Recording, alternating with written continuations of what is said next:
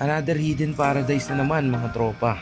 Katabi lang din mismo ng Maramo River kaya siguradong sobrang solid din at little Palawan din ng vibes. 70 pesos lang din ang entrance at walang human toll gate. Talagang budget friendly talaga at siguradong hindi mabubutas ang bulsa mo sa ganitong napakagandang lugar. 70 pesos ba yung panghihinayangan mo? Ano na par? Tara na! Syempre bumiyahe na nga pala kami dyan mga par. Dumaan muna nga pala tayo dyan ng Giginto mga par para daanan si Idol. Nagmas nga pala tayo dyan mga par dahil inaasma na tayo sa usok. Talagang di pa aasma, hindi rin magmamas eh. Di na rin kasi tayo nakakapag-exercise mga par. Speaking of exercise nga pala mga par, sobrang solid mag-jogging dito sa may Philippine Arena mga par. Talagang yung view pa lang, siguradong di mo na maiintindi yung pagod mo rito.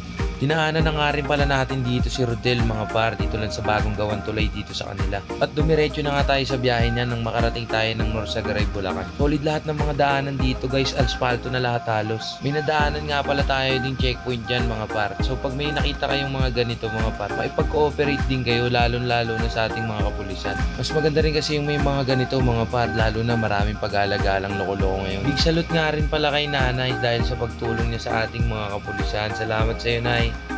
Okay lang, Nay. Kaway ka muna, Nay. Ha? Kaway ka.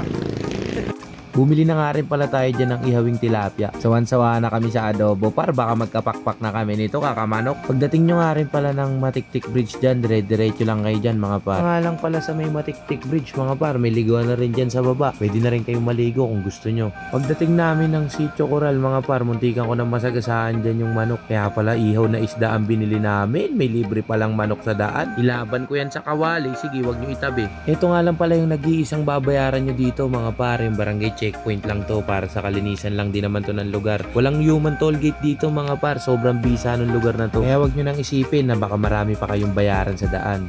Pinaka-landmark nga pala nito mga par, itong mismong barangay hall ng Baraka. Diretsuhin nyo nga lang pala yung barangay hall na yan at makikita nyo na rin yung signage sa may bandang kanan. At pag kanan nyo mga par ay may sasalubong din sa inyo na lupang daanan at medyo rough road na rin. At dahil nga bago pa lang sila, ngayon pa lang din nila inuumpisahan yung pag-renovate ng mga daanan dito sa kanila. Pero wag kayong mag-alala kasi kaya naman ng motor, kaso nga lang nung araw na to, nakabuhos lang talaga ng lupa. Kaya sobrang buhaghag pa yung lupa at medyo kinakain yung mga gulong namin. Weekdays din kasi niyan mga par, kaya siguro hindi nila ina-expect na may mga taong bibisita.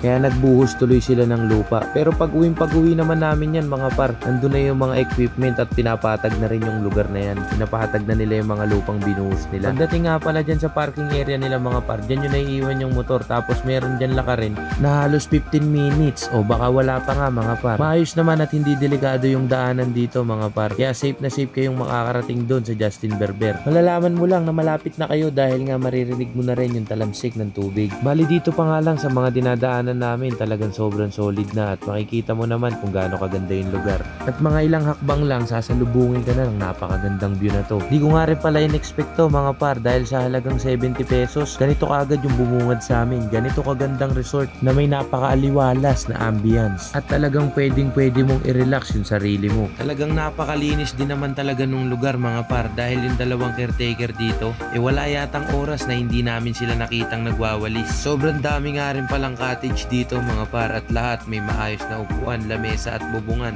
At meron nga rin pala sila ditong CR na napakaganda rin. At di mo aakalain na sa halagang 70 pesos kasama na nga rin pala doon yung life vest na inyong gagamitin sa pagligo. Mandatory nga pala yun mga par. At saka sa mga mahihilig mag-CR at ayaw ng may mga maduduming CR, para sa inyo tong lugar na to. Oo, bago to pero sigurado akong mapapanatili nito yung ganitong kalinis na lugar dahil na rin sa kanilang mga masisipag na bantay. Shoutout nga pala kay nanay at kay tatay, yung mag-asawang caretaker dyan. Sana po wag kayong manawa sa paglilinis ng lugar. Meron nga rin pala sila rito ng TP House na sa halagang 1.5 may enjoy mo na tong magandang view habang nakakapag-relax ka pa rito sa taas. May foam na nga rin pala dyan mga par, mahihiga na lang ang kulang. May electric fan din daw yan at talagang malamig naman dyan kahit hindi na kayo mag-electric fan. Tignan nyo naman yung view mga par, ang sarap magkape habang nakadungaw sa bintana, tapos makikita mo yung napakagandang view na ganito. Ay talagang solid yan mga par, siguradong sigurado. Pwede nga rin pala kayong lumangoy papunta dun sa may kuweba sa tapat at makikita nyo rin dyan yung pinakamataas dyan na pwede mong pag-cliff divingan. Talagang solid ang talon dyan par. Di ko na nga tinesting na sobrang kabay. Dito naman tayo sa Crystal Kayak na sa halagang 250 pesos